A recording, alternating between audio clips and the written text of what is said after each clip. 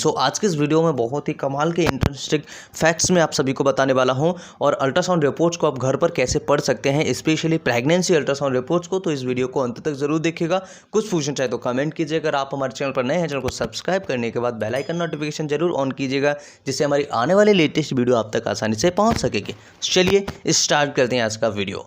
सबसे पहले हम समझ लेते हैं ऊपर से नीचे की तरफ। जब भी आपको कोई भी समस्या अल्ट्रासाउंड रिपोर्ट्स में आती है या फिर अल्ट्रासाउंड्स की जो मेन हेडिंग्स अगर आपको समझनी है, मेन आंसर्स अगर आपको देखना है, तो इंप्रेशन पर हम सबसे पहले जाते हैं। इंप्रेशन में जो लिखा होगा वही अल्ट्रासाउंड में ऊपर देखने को मिलता है। लेकिन कई बार ऐसा होता है कि अल्ट्रासाउंड्स में इंप्रेशन जो होता है वहाँ पर शॉर्ट दे देते हैं और ऊपर उसकी डिटेल देखने को मिल जाती है। तो हमें इंप्रेशन देखने के बाद उसकी डिटेल भी खोजने की कोशिश करनी चाहिए। तो सबसे पहले हम समझेंगे कि अल्ट्रासाउंड रिपोर्ट्स को कैसे देखते हैं, कैसे पढ़ते हैं। ऊपर लिखा हुआ single live foetus seen in intrauterine cavity. इसका मतलब है कि जो बच्चा है पेट के अंदर वो एक है, सिंगल है, ठीक है, जो कि वर्टेक्स पोजीशन में सिचुएटेड है। वर्टेक्स पोजीशन में हमें देखने को मिलेगा। अगर बात करें amount of liquid amnii appear more than normal, इसका मतलब है कि जो एमनियोटिक फ्लूइड बन रहा है पेट के अंदर, प्लेसेंटा के यहाँ पर बच्चा जो है, उस कंडीशन में जो एमनियोटिक फ्लूइड है वो ज़्यादा बन रहा है या फिर वहाँ पर ज़्यादा इकट्ठा हो रहा है। ऐसी कंडीशन में काफ़ी सारी दवाइयाँ दी जाती हैं जिससे पेशेंट को ठीक किया जा सकता है। और स्पेशली ये गायनेकोलॉजिस्ट डॉक्टर का केस होता है। गायनेकोलॉजिस्ट डॉक्टर के पास हमें जाना चाहिए। अगर बात करें कि फेटल हार्ट रेट कितनी होती है, फीटल हार्ट रेट यानी कि बच्चे की दिल की धड़कन कितनी है, 130 बीट पर मिनट है।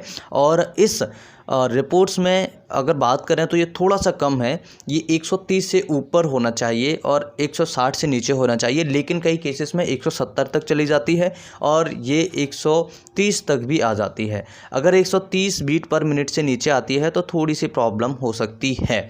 तो यहाँ पर अभी ये नॉर्मल है, लेकिन इससे कम नहीं होनी चाहिए। Head is symmetrical BPD measured. तो यहाँ पर बाईपैराइटल डायमीटर जो है हेड का, सिमेट्रिकल का, वो 86 mm है, जो कि नॉर्मल है। हेड सर्कमस्टांसेस की बात करें तो ये 301 mm है, जो कि नॉर्मल है। फीमर लेंथ की बात करें, यानी कि जो हमारी सबसे लंबी बोन होती है, जो बच्चे की लंबी बोन है, जो घुटने के ऊपर पाई जाती है और कमर से नीचे होती है, जो घुटने और कमर के दोनों के बीच में होती है, उसे हम फीमर बोन कहते हैं, यानी सबसे लंबी हड्डी जिसे हम कहते हैं। ये इसकी जो लंबाई है वो 59 mm है, जो कि नॉर्मल है। और FAC मीजर्स की बात करें, यानी फीटल एब्डोमिनल सर्कमस्टांसेस, जो बच्चे का पेट है, जो एब्डोमिन है, उसका मीज़र किया है तो 266 mm है, जो कि नॉर्मल है। Foetal weight today is about 1789 gram, यानी कि जो बच्चे का वज़न है वो 1789 ग्राम है, तो थोड़ा सा कम है according to sonographic age. Sonographic age यानी कि जो अल्ट्रासाउंड हम जिस समय पर कर रहे हैं उस समय पर जो डिलीवरी, जो बच्चे की प्रेगनेंसी है, जो लेडी प्रेग्नेंट है, उसका जो टाइम है वो 32 से 33 वीक्स कंप्लीट हो चुके हैं। तो ऐसी कंडीशन में इसका जो वज़न है ये 2000 ग्राम से ऊपर होना चाहिए, या 2000 ग्राम के आसपास तो होना ही चाहिए। लेकिन ये ज़्यादा कम नहीं है। अगर 2-4 हफ्ते में ये बढ़ता है तो बहुत अच्छी बात होगी। अगर बात करें foetal spine does not reveals any anomaly, यानी कि इसका मतलब ये होता है कि बच्चे को किसी भी प्रकार की एनामली नहीं है, यानी जो बच्चे की रीढ़ की हड्डी होती है उस रीढ़ की हड्डी में किसी भी प्रकार की कोई भी समस्या नहीं है।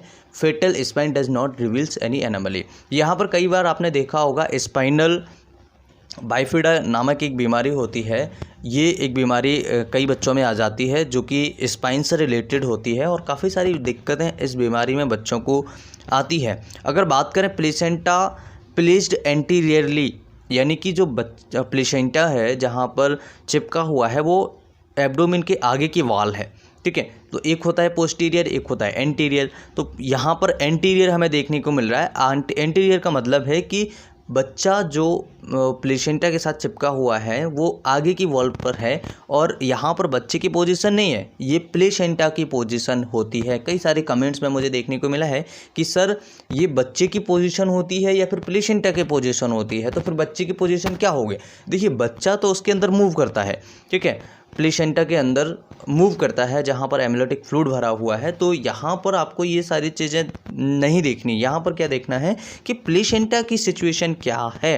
तो यहाँ पर प्लेसेंटा एंटीरियरली है, हाई अब मैच्योर ग्रेड सेकंड। हाई अब मैच्योर ग्रेड सेकंड यानी कि वो थोड़ा सा ऊपर की साइड में है और ग्रेड सेकंड में है, यानी कि कोई भी घबराने की दिक्कत, कोई भी ऐसी समस्या नहीं है जिससे हमें घबराना पड़े।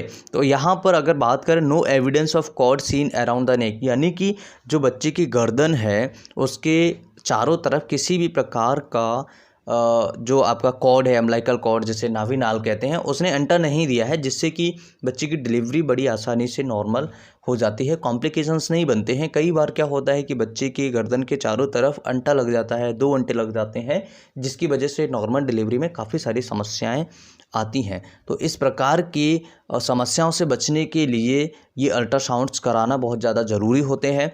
और अल्ट्रासाउंड्स कराने से हमें पता लगता है कि बच्चे का वज़न कितना है, बच्चे का हार्ट बीट कितनी है, बच्चे को कॉम्प्लिकेशंस, कोई बीमारी तो नहीं है। काफ़ी सारी चीज़ें इस अल्ट्रासाउंड से हमें क्लियर हो जाती हैं। और यहाँ पर अगर माँ को कोई समस्या होती है, जैसे पॉलीहाइड्रोमोनियास की कोई बीमारी होती है, ऐसी समस्या होती है, या फिर कोई अन्य समस्या होती है, प्री एक्लेम्प्सिया वगैरह होता है, या फिर कोई अन्य समस्याएं अगर आती हैं, कहीं स्टोन हो पेट में, किडनी में स्टोन हो, या फिर छोटी छोटी सिस्ट बन जाए ओवरी के आसपास, तो ऐसी कंडीशन में इस अल्ट्रासाउंड रिपोर्ट्स में आ जाती हैं, जिससे बहुत ही आसानी तरीके से उन बीमारियों से बचा जा सकता है। इम्प्रेशन की बात करें तो सिंगल लाइफ फीटस इन वर्टेक्स, यानी कि बच्चा एक है जो कि वर्टेक्स में सिचुएटेड है। और अप्रॉक्सीमेट सोनोग्राफिक एज की बात करें, यानी कि जिस टाइम पर ये अल्ट्रासाउंड किया गया है उस टाइम पर जो प्रेगनेंसी की एज है, जो गेस्टेशनल एज है, वो 32 से 33 वीक्स है। अब यहाँ पर अगर EDD की बात करें तो इसका मतलब होता है एक्सपेक्टेड डिलीवरी डेट, यानी कि 10/10/2020। इस बच्चे की जो डिलीवरी है वो 10 तारीख 10वें महीने 2020 में होने के चांसेस हैं, या इससे 2-4 दिन ऊपर नीचे भी हो सकते हैं। कई बार इसमें 15-15 दिन एक्स्ट्रा हो जाते हैं तब डिलीवरियाँ होती है। तो ऐसा इसमें कोई ज़्यादा घबराने की ज़रूरत नहीं है। ये एक्सपेक्टेड डिलीवरी डेट है जो आपको बता देती है कि इस मंथ में आपकी डिलीवरी हो सकती है, और आपको होशियार रहना है। कभी भी आपको कहीं भी ट्रैवलिंग नहीं करनी है, कहीं भी आपको जाना नहीं है, उल्टा सीधा डाइट नहीं लेनी है, और ज़्यादा घूमने फिरने से बचना है, आराम करना है। ठीक है, ये सारी चीज़ों को थोड़ा सा आपको ध्यान रखना पड़ता है जिस मंथ में आपकी एक्सपेक्टेड डिलीवरी डेट होती है।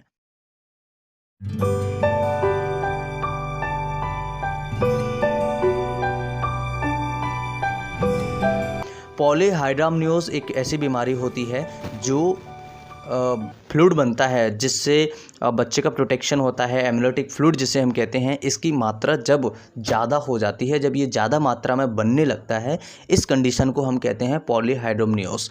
यानी कि अगर मान लीजिए इस सिचुएशन में ये 2000 ml से ज़्यादा होता है, 2000 ml के आसपास होता है, तो ऐसी कंडीशन में इसे हम कहते हैं कि नॉर्मल से ज़्यादा फ्लूइड बन रहा है। इसके बनने के कई सारे रीजंस होते हैं, कई सारे कारण हो सकते हैं। फॉर एग्जांपल्स, ज़्यादा बन रहा हो और एब्जॉर्प्शन कम हो रहा हो, यानी कि एब्जॉर्ब कम हो रहा हो, जिसकी वजह से वो वहीं की वहीं भरा रह रहा हो।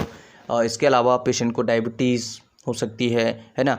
कई सारे कॉम्प्लिकेशंस बन सकते हैं, प्री एक्लेम्प्सिया है, बच्चे को दिक्कत आ सकती है, स्पाइना बाइफिडिया हो सकता है, या फिर एनकेफेलोपैथी हो सकती है। कई सारी कॉम्प्लिकेशंस है जो बच्चे में भी आ सकती हैं। सो फ्रेंड्स, आज की इस वीडियो में हमने सीखा है अल्ट्रासोनोग्राफी रिपोर्ट्स को कैसे पढ़ना चाहिए, अल्ट्रासाउंड रिपोर्ट्स को कैसे समझा जाना चाहिए। वीडियो अच्छा लगे तो लाइक, शेयर एंड सब्सक्राइब करें। कुछ पूछना चाहे तो कमेंट करें। चैनल पर नए हैं तो चैनल को सब्सक्राइब करने के बाद बेल आइकन नोटिफिकेशन जरूर ऑन करें, जिससे हमारी आने वाली लेटेस्ट वीडियो आप तक आसानी से पहुंच सकेगी। फिर मिलते हैं एक नई वीडियो में, तब तक के लिए bye bye, take care, thanks for watching, have a nice day, जय हिंद।